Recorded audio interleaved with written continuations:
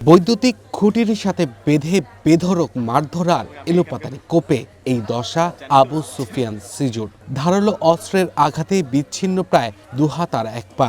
অভিযোগ, জামায়াতে ইসলামী আর ছাত্র শিবিরের কর্মীরা 1 ঘন্টা শারীরিক নির্যাতন শেষে এলোপাতাড়ি কুপিয়ে গুরুতর আহত অবস্থায় ফেলে রাখে সিজুকে। পানি চাই, পানি দেয় না, কেউ ধরতে আসে না। দোকানপাট সব বন্ধ করে সবাই পালিয়ে গেছে। আমার বাবা এলো, আমার বাবা এসে আমাকে মাথাতে লিলে দিয়ে পানি খাওয়াইলে। দিয়ে আমার আম্মা এলো, আমার ফুফাতো ভাই এলো, দিয়ে ভ্যানে করে নিয়ে এসে কনসার্ট নিয়ে এলো মিলিক মোড়। এটা করে অ্যাম্বুলেন্সে উঠিয়ে শিখবঞ্জ নিয়ে এলো। বুধবার চাঁপাইনবাবগঞ্জের শিবগঞ্জের শ্যামপুর ইউনিয়নের উমরপুর ঘাট এলাকার এই ঘটনায় প্রথমে সিজুকে স্থানীয়রা উদ্ধার করে ভর্তি করে উপজেলা স্বাস্থ্য কমপ্লেক্সে। পরে অবস্থা আশঙ্কাজনক হলে রাজশাহী মেডিকেল কলেজ হাসপাতালে সবশেষ আহত সিজু বর্তমানে চিকিৎসাধীন রাজধানীর জাতীয় অর্থোপেডিক হাসপাতালে। তার মায়ের দাবি, সিজুর ফুফাতো বোনের মেয়েকে মোস্তাক নামে এক ছেলে বিরক্ত করায় ডেকে এনে সতর্ক করাকে কেন্দ্র করেই এমন মারধর আর কুপিয়ে জখম করেছে জামায়াতের নেতাকর্মীরা। ব্রিজের উপর ওখানে দাঁড়িয়েছিল। জামাতের কে যে বলেছে বলতে পারবো না। জামাতির রাজ্জাক হুজুর আর তার সাথে 3-4 জন, যে আমার ছেলেকে তো কি করে ধরে লেছে, ধরে নিয়ে মারতে লেগেছে। হ্যাঁ, কেন মারছেন? না তো ওই ছেলেটাকে কেন এরকম করছিলি? না তো ওই ছেলেটা জানেন এরকম এরকম ঘটনা। বিশ্বাস করে না তারা, বিশ্বাস করে না। তখন আমার ছেলে বলেছে যে আপনারা বিশ্বাস যদি না করেন আমি প্রমাণ করিয়ে দিচ্ছি। আমার কথাতে যদি আপনাদের বিশ্বাস না হয় আমি ছেলেটাকে ডাকছি, বা আমার পিতামাতা আছে, কি মেয়ের পিতামাতা আছে, আপনারা জানেন, আমি প্রমাণ করিয়ে দিচ্ছি। তবুও আমার ছেলের কথা শুনেনি। আমার ছেলেকে ব্রিজের ওপর থেকে টাইনে নিয়ে এনে কারেন্টের খাম্বার সাথে রসা দিয়ে বাইন্ধে, এরকম মোটা রসা দিয়ে বাইন্ধে মারেছে। তখন আমার ছেলে বলেছে আপনাকে জোড়হাত করছি। এইভাবে জোড়হাত করেছে আমার ছেলে। ওঠেকার মেয়ের যারা দেখেছে, আপনারাকে জোড়হাত করছি, আমাকে মারিয়েন না, মারিয়েন না, আমি ভুল করিনি কোনো কিছু। আপনারা যদি বিশ্বাস না করেন আপনারাকে প্রমাণ করিয়ে দিচ্ছি আমি। তবুও মানেনি।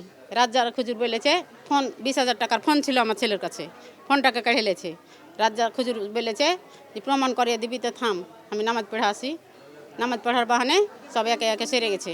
মারধরের সময় বেশিরভাগ হামলাকারীকেই চিনতে পারেন সিজু। হাত জোর করে বারবার আকুতি জানালেও রেহাই মেলেনি, বরং শরীরের বেশিরভাগ স্থানেই কুপিয়ে আহত করার ক্ষত আর ব্যান্ডেজ বাঁধা। এ ঘটনায় সিজুর বাবা রবিউল ইসলামের দায়ের করা মামলায় বাংলাদেশ জামায়াতে ইসলামীর 2 কর্মী শাহ আলম ও আব্দুর রাজ্জাককে গ্রেপ্তার করে কারাগারে পাঠিয়েছে পুলিশ। বাইন্দে থিয়াই দিয়ে তো কি কাহারে শিবিরের ছেলে পেলেকে ডেকে কোপাইতে লেগেছে।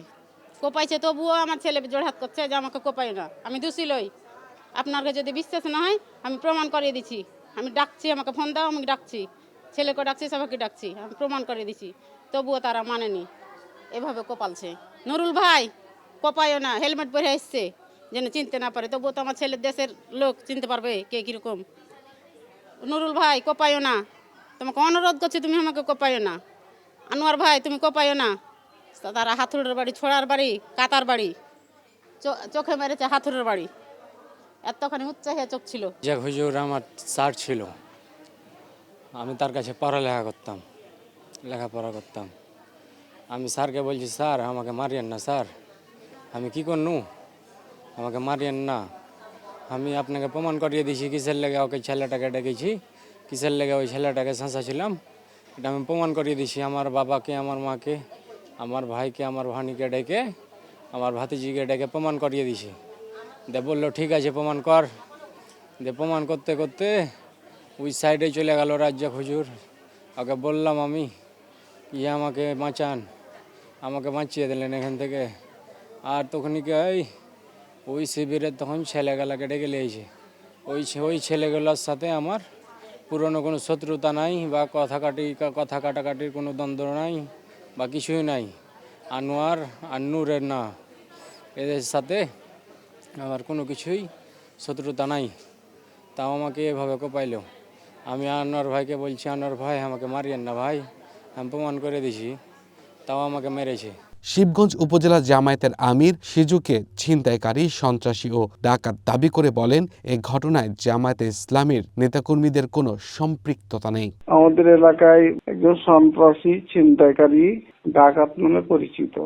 ঘটনাটা তো আমাদের আপনারা যেমন শুনেছেন এরকমই, তবে জামাত শিবিরের সঙ্গে এর কোনো সম্পৃক্ততা নাই।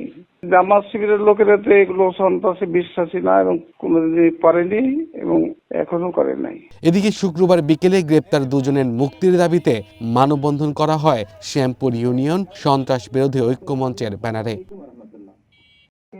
Abdullah Al Mamun, one news.